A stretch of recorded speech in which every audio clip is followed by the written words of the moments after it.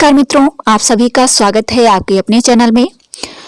तो फ्रेंड, आज से हम स्टार्ट कर रहे हैं डॉक्टर नगेंद्र के इतिहास को।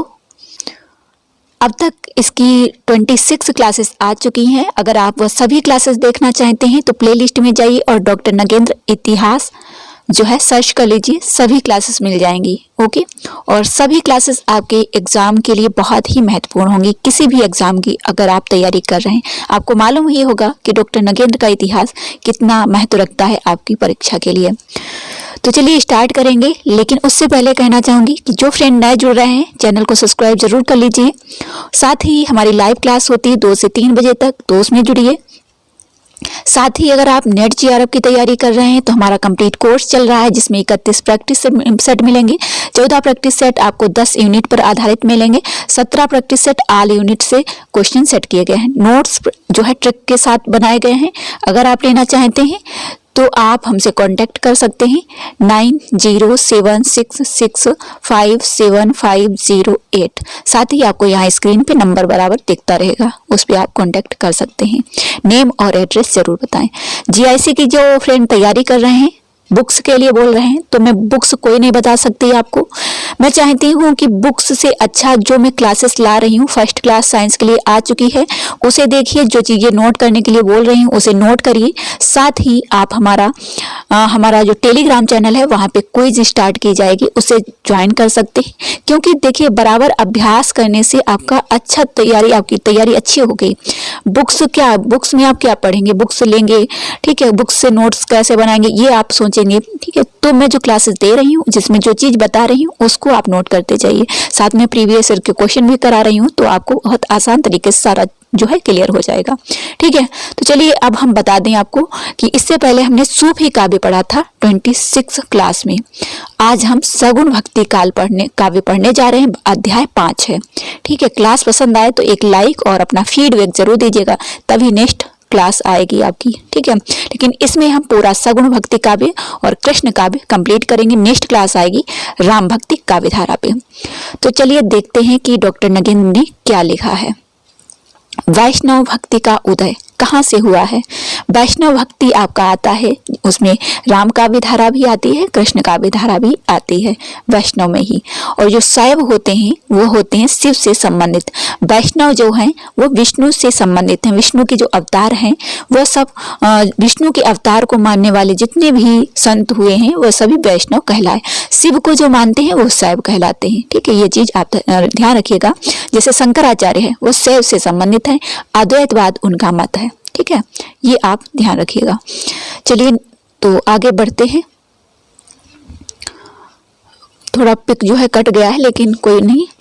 भक्ति के उद्भव और विकास के संबंध में पर्याप्त मतभेद होने पर भी यह प्रामाणिक रूप से कहा जा सकता है कि आस्तिक भाव से ईश्वरोपासना करने वाले आर्यों में भक्ति के मूल बीज विद्यमान थे और भक्ति के विविध प्रकारों को उन्होंने वैदिक काल में ही किसी न किसी रूप में ग्रहण कर लिया था। मध्ययुगीन सगुण भक्ति में उपलब्ध अनुराग सूचक भक्ति की अभिव्यक्तियों को पाश्चात्य विद्वान अभारतीय मान का कर विदेशी प्रभाव सिद्ध करने का प्रयत्न कर रहे थे। जो भी चीजें महत्वपूर्ण होंगी वही हम लेते चलेंगे, पूरा जो है नहीं पढ़ेंगे। आप सभी देख सकते हैं कि डॉक्टर नगेंद्र के इतिहास में किस तरीके से इतिहास लिखा है। अब यहाँ देखिएगा, वेबर, कीथ और ग्रियर्सन, विल्सन आदि पाश्चात्य विद्वानों ने कृष्ण को क्राइस्ट और कृष्ण भक्ति को ईसा मसीह की प्रेमोपासना का रूप सिद्ध करने का प्रयास किया है।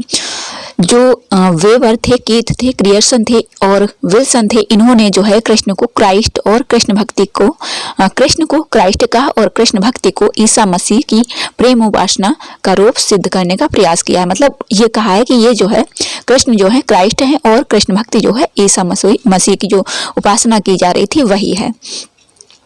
वेबर महोदय ने तो कृष्ण जन्माष्टमी पर्व और महाभारत में वर्णित श्वेत द्वीप को भी ईसाई धर्म की देन बताया है, ठीक है। तो ये चीज आपको ध्यान रखनी है।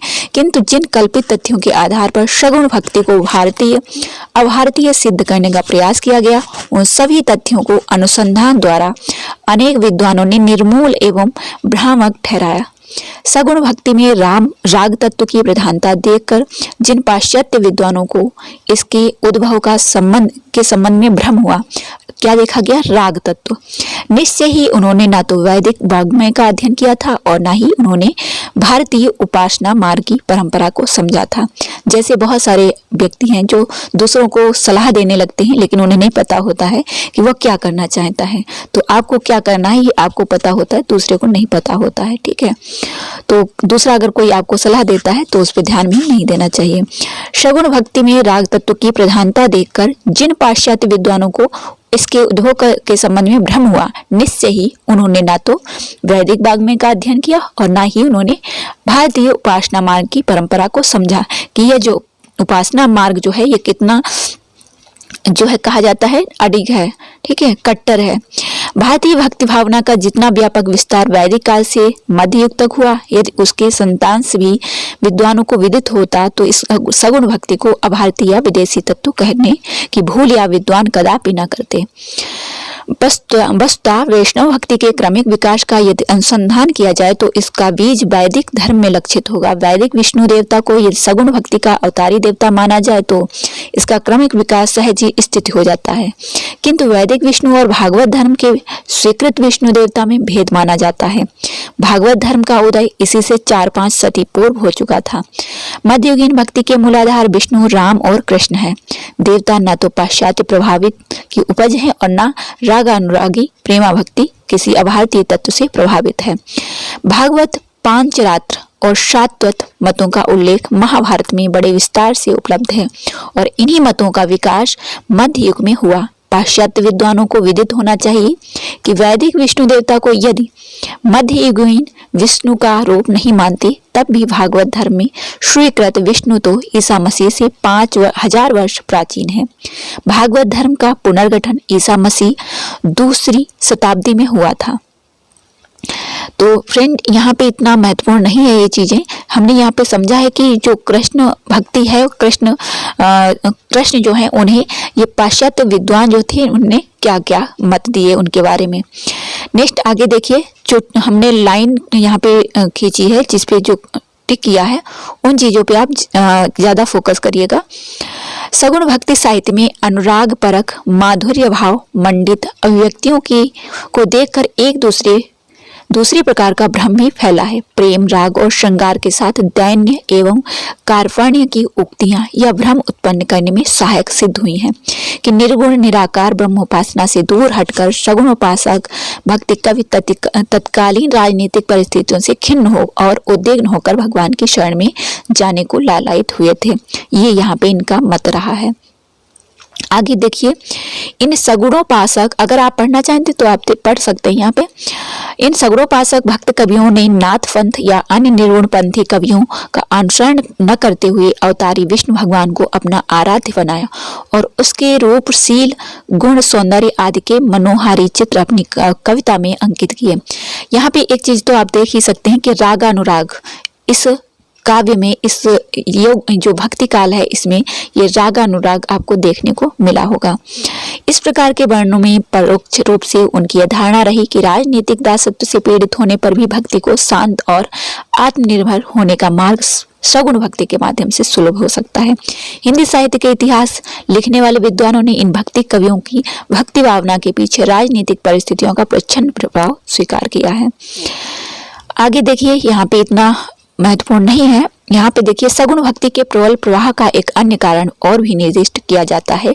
कुछ विद्वानों का मत है कि बौद्ध और जैन धर्मों को नास्तिक ठहरा देने के बाद अद्वैतवाद का प्रचार हुआ और शंकराचार्य इस सिद्धांत के प्रबल पोषक बने जो शैव दर्शन से प्रभावित थे। अहम ब्रह्मास्मि, ओम और सर्व खलवित ब्रह्म के आधार पर संसार को मिथ्या और षड़भंगुर मानने वाले ब्रह्मज्ञानी आचार्यों के साथ कुछ अज्ञानी और निरक्षर ब्रह्मवादी भी पैदा हो गए थे। देखिए, इन्होंने तो कहा अहम ब्रह्मास्मि, मैं ही ब्रह्मा हूँ।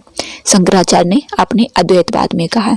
अद्वैतवाद मतलब जिसका द्वैताद्वैत मतलब दो भाग किए गए। अद्वैत इन्होंने कह दिया कि मैं ही ब्रह्म हूँ, मतलब अलग कोई ब्रह्म नहीं है, मेरे अंदर ही ब्रह्म है, मैं ही ब्रह्म हूँ, जो शंकराचार्य है इन्होंने कहा है। चलिए आगे बढ़िए, देखते हैं। ऐसे निर्गुणीय धम्बी साधु से बचने और संसार को सार युक्त मानकर भगवत भक्ति के पथ पर जनमानस को लाने के लिए सगुण साकार अवतारी विष्णु की भक्ति का रामानुज, निम्बार्क, माधवाचार्य, वल्लभाचार्य आदि दक्षिणात्य आचार्यों द्वारा पुनः प्रवर्तन किया गया। अब यहाँ पे आप एक चीज देखेंगे कि ये सभी दक्षिण में रहे हैं, ये जितने भी संत रहे ये दक्षिण भारत में रहे हैं। रामानुज हैं, आपके निम्बार्क हैं, माधवाचार्य हैं, वल्लभाचार्य हैं, ठीक है। इन आचार्यों ने शंकराचार्य के अद्वैतवाद का विरोध किया है, ठीक है। भक्ति मार्गीय उपासना को प्राश्रय दिया और अपनी सांप्रदायिक दृष्टि के साथ नवीन अद्वैत दर्शन स्थापित किया। तुलसी, सूर आदि कवियों ने इन आचार्यों के द्वारा प्रतिपादित सगुण भक्ति मार्ग को प्रशस्त करने में योगदान दिया है। किसने? जिन्होंने ये चलाया था, शंकराचार्य जो थे इन्होंने अद्वैत चलाया था, और रामानुज, निम्बार्क, माधवाचार्य, वल्लभाचार्य इन्होंने जो है आपका बहुत सारे वैष्णव क्या आपका बोला जाता है विशिष्टाद्वैतवाद, किसी ने द्वैतवाद दिया है, किसी ने शुद्धाद्वैतवाद दिया है, तो ये सभी आपके वैष्णव मत हैं। अद्वैतवाद जो है आपका ये शैव दर्शन से संबंधित है, ठीक है। और जो आपका शुद्धाद्वैत है या विशिष्टाद्वैत है, इसको तुलसी, सूर आदि ने आगे बढ़ाया है, विस्तार किया है।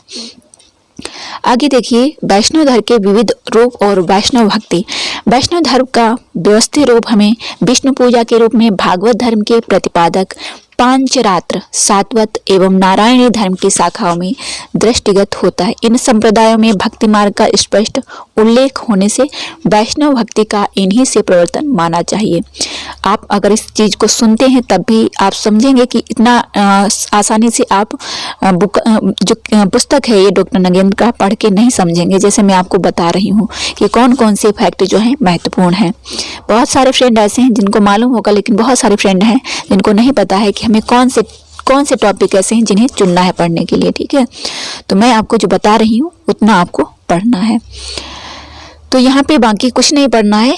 आगे आप देखेंगे कि विष्णु और वासुदेव की एकता स्थापित करने वाले भक्ति संप्रदाय में भागवत संप्रदाय के बाद सात्वत धर्म माना गया है, ठीक है। सात्वत धर्म आया था आपका सात्विक, और पांच रात्र जो है आपका वल्लभाचार्य के द्वारा दिया गया है।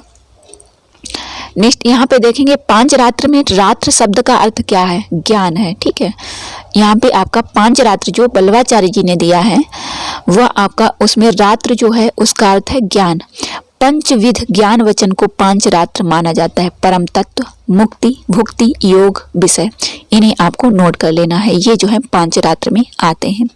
इन पांच विषयों को संवेद ग्रहण कर पांच रात्र धर्म कहते हैं। शंकराचार्य आदि विद्वानों ने भी पांचरात्र धर्म का प्रतिष्ठा की है। इसकी प्रतिष्ठा जो है शंकराचार्य ने भी की है, मतलब इसको माना है, प्रतिष्ठा की है और उसके संबंध में अपने विचार भी व्यक्त किए हैं। इन संप्रदायों में मतों के साथ वैष्णव भक्ति मार्ग का वर्णन हमें महाभारत, गीता, पुराण ग्रंथों से मिलता है। बाकी इतना इसको नहीं पढ़ना है। आगे आइए देखेंगे, यहाँ पे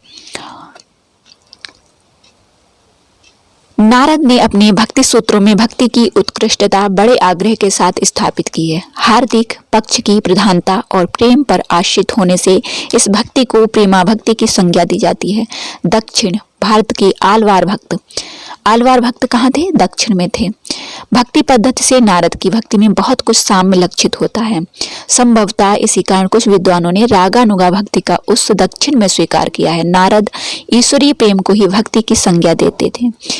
इस प्रेम को प्राप्त कर लेने पर भक्त ना तो कुछ चाहता है, न चिंता करता है, न द्वेष करता है, न किसी वस्तु में आसक्त होता है, जिसे आपने देखा होगा पुष्टि मार्ग, है ना। तो भक्त जो कहता है कि मेरा पोषण जो है भगवान करते हैं, यहीं पे आ जाता है आपका रागानुगा। आगे आप बढ़ेंगे तो पढ़ेंगे यहाँ पे कि वैष्णव भक्ति के लिए उपयुक्त ग्रंथों का आधार मिल जाने पर यदि उसे लोकमानस से ने बड़े आहत के साथ ग्रहण किया तो इसमें आश्चर्य की कोई बात नहीं थी। तदंतर पुराणों ने वैष्णव भक्ति के लिए अवतारी राम और कृष्ण के चरित्र एवं लीलाओं का विस्तार प्रस्तुत कर एक नए आयाम के लिए अवसर प्रदान किए थे। अभी भी चल रहा है। हम राम और कृष्ण से बहुत कुछ सीखते हैं। राम और कृष्ण के चरित्र से बहुत कुछ सीखा जा सकता है। आगे देखेंगे आप कि वैष्णव धर्म के प्रवर्तक जो थे श्री ब्रह्म, रुद्र, सनकादि संप्रदायों के अनुयायी आचार्यों ने भागवत पुराण पर टीका, भाष्य, टिप्पणी, व्रत आदि लिखकर अपना पुराण निष्ठा का परिचय दिया है कि उनकी पुराणों में कितनी निष्ठा थी। अब यहाँ से आपके जो है वैष्णव भक्ति के प्रतिष्ठापक आचार्य जो हैं उन पर हम चर्चा करेंगे। वैष्णव भक्ति को विविध रूपों में स्थापित करने वाले आचार्यों का युग 11वीं शताब्दी से 16वीं शताब्दी तक स्वीकार किया जाता है। श्री रामानुजाचार्य, इनका समय जो था 1017 से 1127। देखिए 27 यहाँ पे भी आता है और 17 यहाँ पे आता है। 10 में एक जोड़ दीजिएगा इधर, तो आपका जो है क्या हो जाएगा, इधर 11 हो जाएगा और 1117 इधर 1017 और 1127 आपसे पूछा जाता है। प्रारंभ माना जाए तो इसमें निम्बकाचार्य, विष्णु स्वामी, माधवाचार्य और बल्लवाचार्य तक का काल आता है। इन आचार्यों के अतिरिक्त विष्णु, राम और कृष्ण के उपासक अन्य आचार्य एवं महात्मा भी इसमें समाविष्ट हो जाते हैं। आपसे पूछा जाता है कि वैष्णव भक्ति का जो था उनके इष्ट कौन थे, तो विष्णु थे, ठीक है। राम और कृष्ण जो इन्हीं के अवतार थे। आगे आप बढ़ेंगे तो उपयुक्त वैष्णवाचार्यों ने अपने सिद्धांत की स्थापना संस्कृत भाषा के माध्यम से की थी। ये भी ध्यान रखिएगा कि आप समझेंगे कि तुलसीदास थे उस समय, या जो सूरदास थे इन्होंने ब्रज ली, इन्होंने तुलसीदास ने अवधि ली। तो यहाँ पे आपको ध्यान रखना है कि जो आचार्य थे इन्होंने संस्कृत भाषा में अपनी टीकाएं, अपनी भाषा में अपनी चीजें उपलब्ध कराई थी सारी। प्रस्थान त्रय, इसमें क्या आते हैं, उपनिषद, गीता और ब्रह्म सूत्र आते हैं, ये आप ध्यान रखिएगा। शंकराचार्य ने प्रस्थान त्रय पर भाष्य लिखकर अपने अद्वैतवाद का प्रतिपादन किया था। अब यहाँ पे हम पढ़ेंगे श्री रामानुजाचार्य के बारे में। आचार्य रामानुज ने अवतारी राम को, अब यहाँ पे अभी हम राम काव्य धारा के बारे में पढ़ रहे हैं, ठीक है। ये सभी जो है राम काव्य धारा से संबंधित हैं। आचार्य रामानुज ने अवतारी राम को अपनी विष्णु भक्ति का उपास्य देव स्वीकार कर विशिष्टाद्वैत सिद्धांत की स्थापना की। रामानुजाचार्य जो है इन्होंने विशिष्टाद्वैत दिया है। आपको मालूम होगा कि राम जो है एक विशिष्ट व्यक्ति हैं, तो आप इस तरीके से याद रख सकते हैं। उनके मत में पुरुषोत्तम ब्रह्म सगुण और सविशेष भक्तों पर अनुग्रह करने के लिए 5 रूप धारण करते हैं। कौन कौन से हैं? तत्व, मश सूत्र का अर्थ भी उन्होंने सगुणोपासना के दास्य भाव के आधार पर तत्व उनका त्व तो अस सेवक है ऐसा किया है। उन्होंने जीव और ब्रह्म का शेष असंबंध स्थापित किया है। जीव शेष दास और ब्रह्म शेषी स्वामी। भगवान की शरण में कैंकर्य भाव से प्रस्तुत होकर ही जीवात्मा अपना कल्याण कर सकती है। दार्शनिक स्तर पर यह सिद्धांत विशिष्ट अद्वैत कहलाता है, ठीक है। श्री संप्रदाय कह सकते हैं,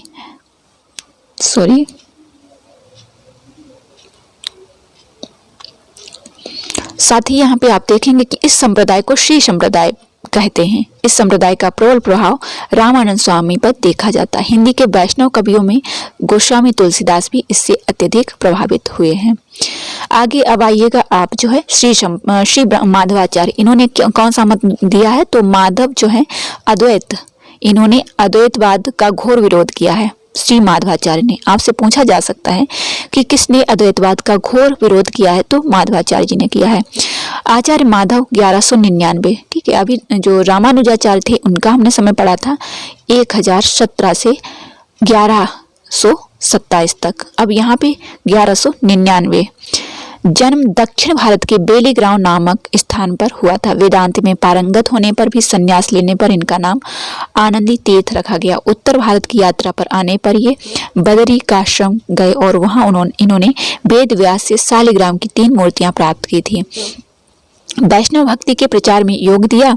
माधवाचार्य ने अद्वैतवाद का घोर विरोध किया। इनका दार्शनिक मत था द्वैतवाद। माधवाचार्य जो थे 2 भागों में थे, एक तो राधा जी समझ लीजिए इसी तरीके से सिंपल, और दूसरा इनका कृष्ण रूप। तो 2 भागों में थे, राधा के रूप में और कृष्ण के रूप में। इस तरीके से मतलब द्वैत मत को आप याद रख सकते हैं। इनके मत में भगवान विष्णु 8 गुणों से उपेत और सर्वोच्च तत्व है। जगत सत्य है, ईश्वर जीवन का भेद, जीव से भेद और जड़ का जीव से भेद वास्तविक है। द्वैतवाद मतलब 2 भाग में है, ठीक है। इन्होंने 2 भाग दिए हैं। जीवों में तारतम्य रहता है, सांसारिक दशा में ही नहीं मोक्ष दशा में भी यह तारतम्य विद्यमान रहता है। माधवाचार्य का संप्रदाय ब्रह्म संप्रदाय के नाम से विख्यात है। देखिए जो इन्होंने द्वैतवाद दिया है वह इनका जो है ब्रह्म संप्रदाय के नाम से भी प्रचलित है। आइए श्री विष्णु स्वामी जो विष्णु स्वामी है 1300 के मत में ईश्वर सच्चिदानंद स्वरूप हैं तथा वे अपनी आदिनी संबित के द्वारा अश्लिष्ट हैं। विष्णु स्वामी संप्रदाय इन्होंने दिया है, साथ ही इन्होंने और भी मत दिए हैं, उनको भी हम देखेंगे। इतना महत्वपूर्ण नहीं है इनके बारे में पढ़ना, इसलिए हम आगे बढ़ेंगे और आगे ये जो विष्णु स्वामी है इन्होंने रुद्र संप्रदाय भी दिया है, यहाँ पे लिखा भी है, देखेंगे आप, रुद्र संप्रदाय भी दिया है। जबकि रुद्र जो रूप है वह शिव का है। अगर क्वेश्चन पूछ दिया जाए तो आप जो है शंकराचार्य लगा सकते हैं, अगर आपने पढ़ा होगा तो आपको ध्यान रखना है कि रुद्र संप्रदाय विष्णु स्वामी जी का दिया हुआ है। आगे आते हैं आपके निम्बकाचार्य, इन्होंने द्वैतवाद दिया है। निम्बकाचार्य जो हैं इन्होंने भेदाभेद और द्वैत जो दिया है। निम्बार्क संप्रदाय में इनको सृष्टि के आदि से उत्पन्न माना जाता है, किंतु डॉक्टर भंडारकर जो हैं इनका समय 1162 मानते हैं। श्री निम्बार्क का संप्रदाय सनकादि, भेदाभेद या फिर द्वैतवाद है। जीव अवस्था भेद से ब्रह्म के साथ भिन्न भी है। राधा कृष्ण की युगलोपासना का विधान इस संप्रदाय में है।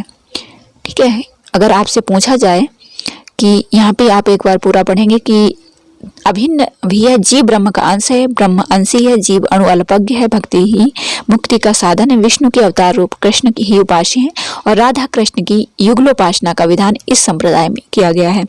ब्रह्म मंडल में इसका विचार है।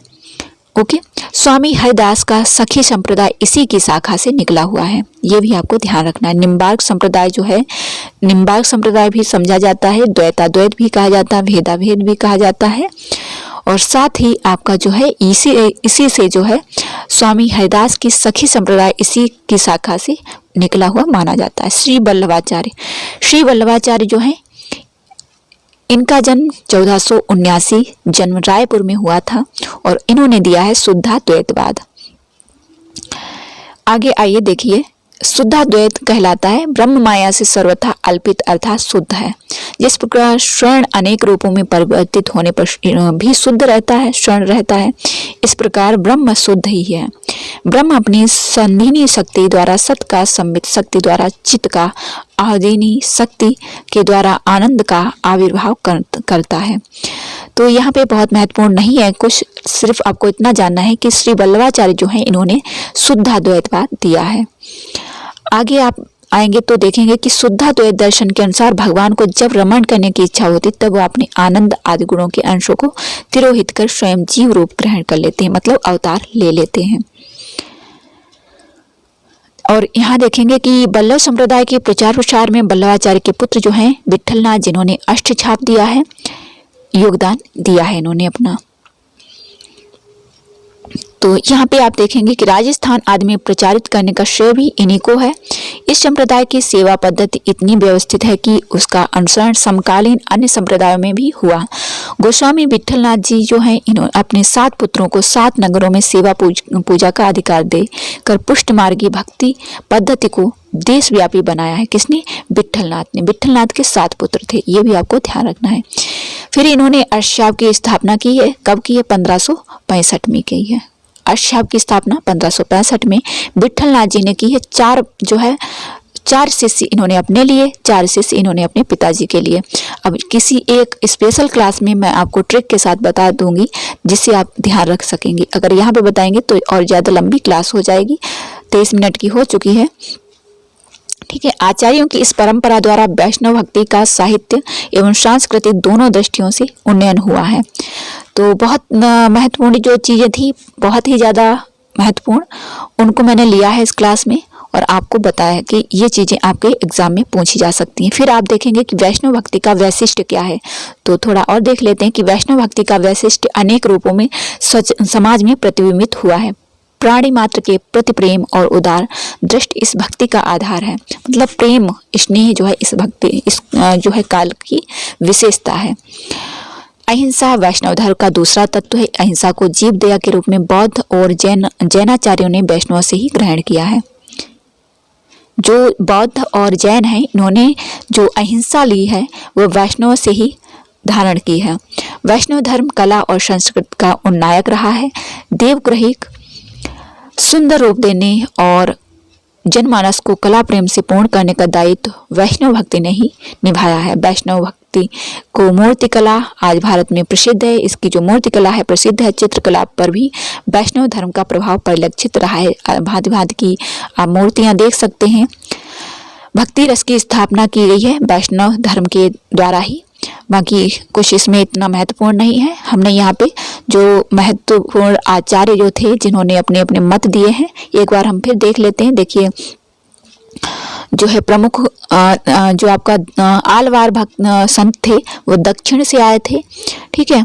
और साथ ही जो आपका यहाँ पे दिया गया है